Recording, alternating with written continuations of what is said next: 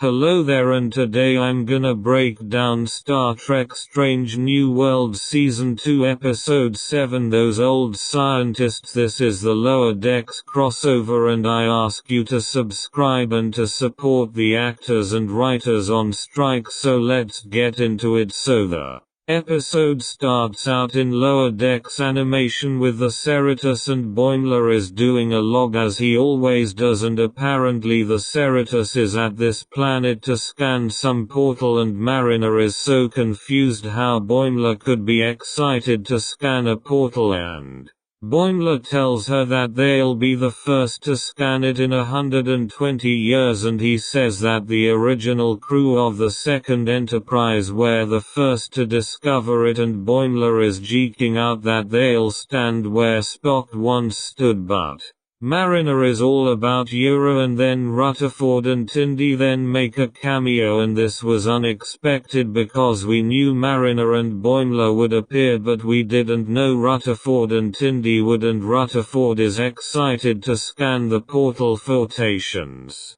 And to Boimler's surprise, Ransom put Mariner in charge of the mission, and they beam down to the planet, and Tendi tells them that Orion scientists first discovered this portal, and Boimler argues with her that the Enterprise first discovered it, and once Tendi gets first, he tells her that there's no way cause he assumes that all Orions are pirates, but Marauder tells him maybe they should trust Tendi on this, but then Rutherford scans the portal and detects some type of rare metals, but then Boimler with a straight face goes in front of the portal and says how Spock once stood here, and Mariner tells him to live in the moment, but he expresses how he wishes he could have lived in the golden age of exploration, but then Rutherford tells him to do a Spock pose, and he does. Rutherford takes a snapshot and the portal activates, and Boimler gets sucked into it and says remember me, and we then transition into live action, and Boimler sees Spock, Una and La'an, and Una calls Enterprise and tell them that they might have a problem, and then they roll the into, and it's an Lower Decks style animation into, which is just amazing and I love it. And we then see the Enterprise, and Pike is doing a captain's log and explains that they have encountered a time traveler. Una and Pike are walking, and Una explains that Spock scanned the comm badge, and she explains that it's not just a delta but it's also a comm, and Pike and Una say that they like theirs better, but Spock shouldn't have scanned it because isn't that damaging the timeline? But however, Pike and go to sickbay, and Boimler wakes up. Pike says hi, and Boimler recognizes that he's Captain Christopher Pike, and automatically Boimler thinks he's in a holodeck program, and when he sees that this is real life and goes all fanboy over Pike, and Pike asks how far in the future does he come from, and he says 120 years, and Pike cracks a joke and Boimler just breaks up laughing, but then Una comes over, gives Boimler his comm badge back. He tells him not to affect the timeline, and he seems to be very scared of her, and Pike tells him to follow La'an. They review temporal protocol, and he says he won't. Worf's honor, of course referencing Worf, and then automatically corrects himself. And La'an tells him to not connect with anyone, referring to episode 3 of this season when she time traveled. We then see Boimler do a log, and he says start at the past, which is hilarious, and he then gets on Pike horse saddle and says Riker, which was an improvised line, and Uhura is in the room and is a little freaked out by Boimler and finds him a little creepy, especially when he says that his friend would be freaking out if she was here. Then La'an called Boimler over the comm to come down to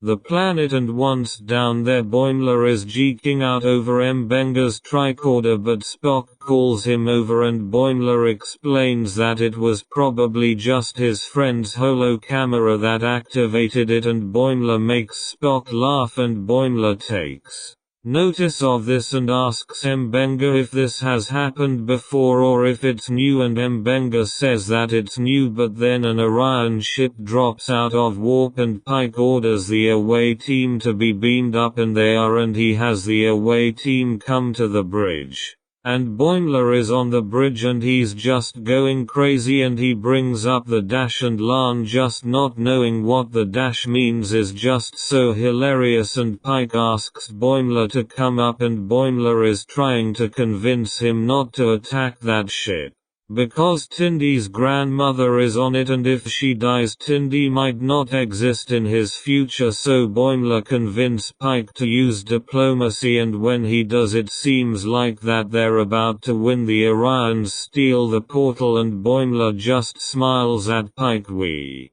then see Pike explain to Una how he was a fool to trust then Boimler, and Pike says how he reacted in sickbay. He hoped his future would be brighter, but Una expresses her disappointment that he's just afraid of her, and we then see Boimler on a pad in the mess hall, and Ortegas and Chapel sneak up on him and start toying with him, and eventually they say if he's still around Friday that he should come to movie night, and Boimler asks if that's something that they're doing for Pike's birthday, and they ask how does he knows Pike's birthday, and he says that Pike's birthday is a holiday in the future, and he just goes oh crap, so they start planning for Pike's birthday party, and then Spock and Chapel had a date, and Spock is smiling and Boimler thinks it's something he did, and he goes to Chapel to talk about it. They get in the turbo lift and he explains that he thinks he influenced Spock, and that where he comes from Spock is known for never smiling, and he realizes that it's Chapel who's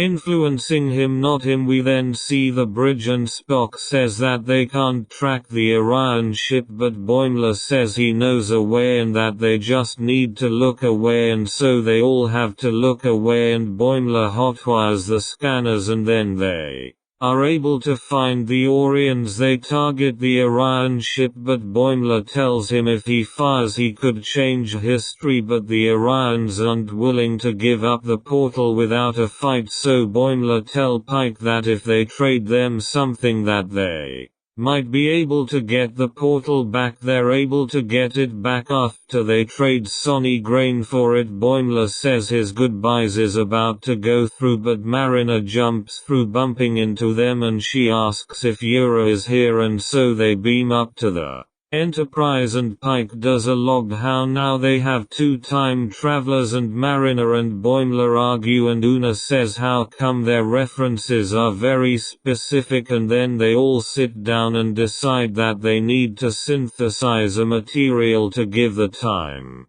portal some juice, and Mariner will work with Yura and Boimler will work with Spock. Mariner and Boimler talk in the hallway, and Boimler isn't very happy with Mariner, but then he walks off, and Una asks Mariner why Boimler is so afraid of her, and she says it's because he had a poster of her in his bunk. We then Mariner talked with Yura, and she is fangirling all over Yura, and eventually Mariner tells her that she needs to take a break, and so she basically makes her because of regulations, and so they then go to the bar and get a couple of drinks, and Yura is just trying to work, but they catch her, and then when she puts the pad down Ortegas recognizes the language, and it's Norsindu. Now Yura can translate it. Boimler and Spock then try to synthesize the component but fail, and they also talk how Boimler upset Chapel and how he needs to stop experimenting with his human side, and then we also hear the Boimler scream, which was just hilarious. We then get a scene where Boimler talks to Pelia, and Pelia tell him that she is a Lanthanite and that she has met many heroes and that he needs to just fake it till he makes it. But we then see the shuttle bay, and Boimler sneaks into a shuttle, but Mariner is already there, and he goes holy Q. and after some time they agree to contact the Orions and to trade the portal back to them for the grain, but they're caught by Lan and she brings them to Captain Pike and he tells them that they're going to drop them off at Starbase 1 and they're there.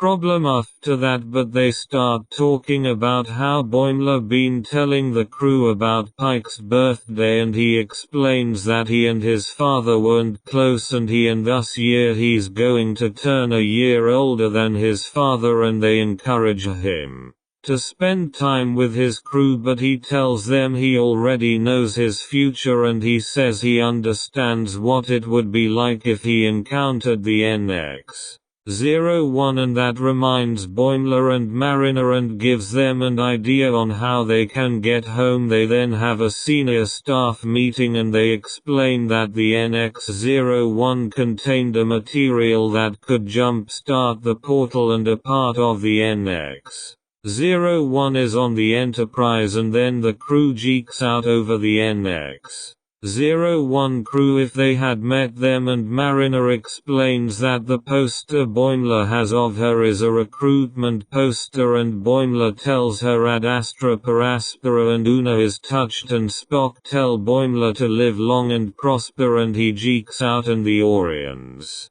are at the portal and they got to convince them to let them use it, and that history will think that the Orions discovered it, and they are about to go through the portal, but right before that Rutherford and Tindy are about to jump through, but they say no and they go through it and gone out on the other side, and we see the recruitment poster, and Ransom comes by and says that Una is the hottest Starfleet officer in history, of course joking to that the actors for both characters are married, and we learn that Mariner fought to get them this mission, and we then see animated USS Enterprise, and we then see Pike's birthday party in animation, and it's great, but then the episode ends.